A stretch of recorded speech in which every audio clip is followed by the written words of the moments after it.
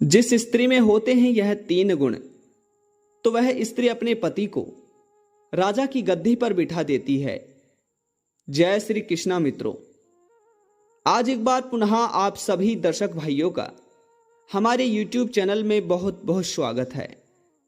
बंधुओं, आखिर कौन सी स्त्री अपने पति को राजा की गद्दी पर बिठा देती है? आखिर कौन सी स्त्री और स्त्री के कौन से लक्षण अपने ससुराल को पूरी तरह संवार देती है? बंधुओं, कहते हैं कि एक स्त्री के हाथ में घर को स्वर्ग और नरक दोनों ही बनाना उसके हाथों में होता है। बंधुओं, कहते हैं कि अगर एक स्त्री ही चाहे तो घर को स्वर्ग भी बना सकती है, वहीं अगर एक स्त्री चाहे तो घर को नरक के भांति भी बना सकती है। बंधुओं, कहते हैं कि घर एक स्त्री के पीछे ही चलता है। बंधुओं, एक स्त्री को घर की लक्ष्मी, घर की गृहिणी माना जाता है। अर्थात कहते हैं कि जब किसी घर में स्त्री का आवागमन ना हो तो वह घर घर नहीं होता। बंधुओं, कहते हैं कि चाहे कोई भी घर हो, चाहे कोई हवेली हो, चाहे कोई फूटा टूटा घर हो, परंतु हर घर एक स्त्री के आने से ही संवरता है।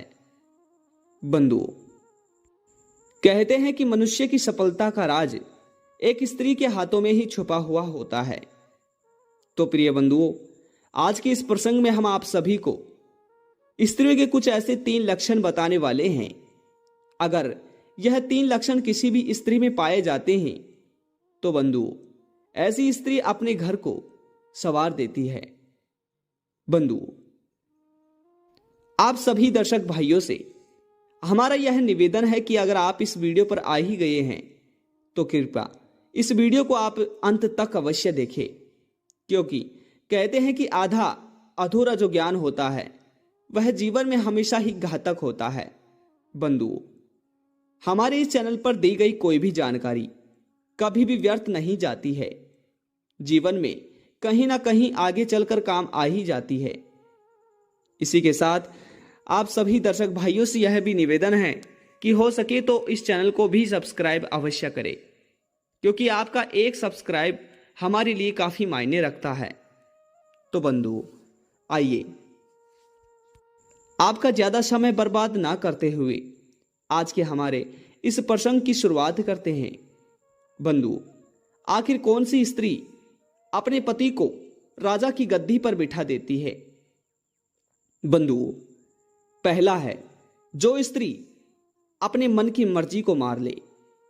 बंधुओं, कहते हैं कि जब हमारे मन में जो होता है, अगर हम उस हमारे मन की बात को, हमारी मन की इच्छा को पूरी करते हैं तो वह एक तरह से हमारी अट हो जाती है। बंधुओं, वहीं अगर किसी स्त्री का घर, उसका पति बहुत गरीब है और वह स्त्री अपने मन के मुताबिक खर्च करती है, तो कहते हैं कि ऐसे घर को शमशान जाने से कोई नहीं रोकता। बंधुओं, वहीं अगर किसी घर की स्त्री अपने मन को मारकर, अपने मन की इच्छाओं को मारकर और अपने पति की स्थिति को देखते हुए खर्च करती हो, वहीं अर्थात अपने पति की हर आपत्ति और विपत्ति में साथ देती हो, तो बंधुओं, कहते हैं कि ऐसी स्त्री घर को स्वर्ग बना देती है।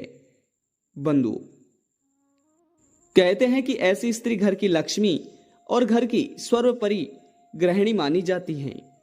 बंधुओं, इसी के साथ ही दूसरा है साक्षरता।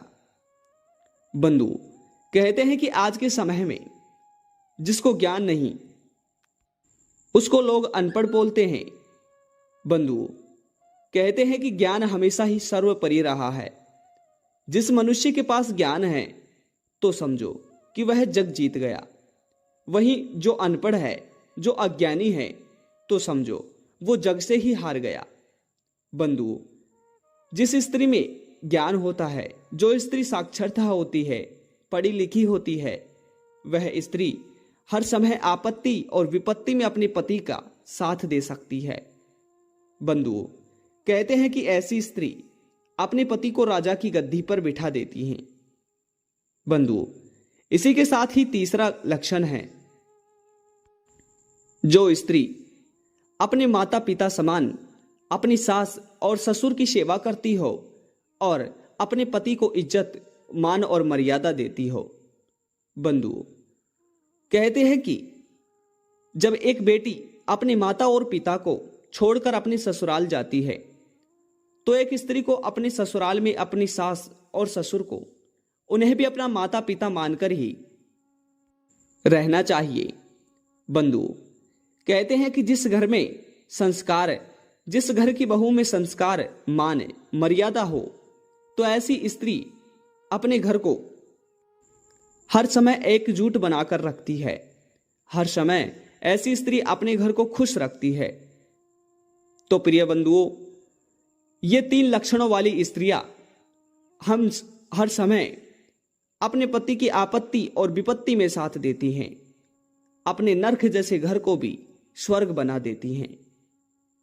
प्रिय बंधुओं, प्रिय भाइयों, आज का हमारा यह प्रसंग आप सभी को कैसा लगा?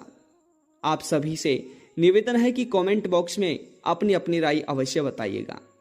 और आप सभी से हमारा निवेदन है कि कमेंट बॉक्स में कुछ भी गंदी कमेंट ना करें बंधु, क्योंकि उस कमेंट को देखकर अन्य हमारे दर्शक भाइयों की सोच, विचार और भावनाओं को ठेस पहुंचती है। प्रिय भाइयों, आज का प्रसंग कैसा लगा? पुनः मिलते हैं एक और नई वीडियो के साथ। धन्यवाद जी, नमस्कार।